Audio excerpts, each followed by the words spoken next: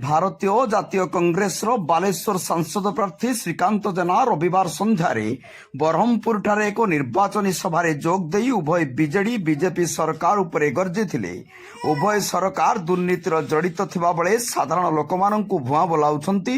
ଉଭୟ BJD BJP ବେପାର ପାଇଁ ରାଜନୀତି କରୁଛନ୍ତି। ରାଜନୀତି ଏକ ବେପାର ନୁହେଁ, ବରଂ ଏହା ଏକ ତପସ୍ୟା ବୋଲି ନିଜ ଅଭିଭାଷଣରେ କହିଥିଲେ। ଆଜି ବାଲେଶ୍ୱରରେ ଯାହା କିଛି ହୋଇଛି ତାହା କଂଗ୍ରେସ ଅମଳ ରହିଛି ବୋଲି ଶ୍ରୀକାନ୍ତ ଜେନା ଦୃଢ଼ୋକ୍ତି ପ୍ରକାଶ କରିଥିଲେ। ଏହି ନିର୍ବାଚନୀ ସଭାରେ ପାଖାପାଖି 2000ରୁ ଅଧିକ ଲୋକଙ୍କ ସମାଗମ ହୋଇଥିବା ଜଣାପଡ଼ିଛି।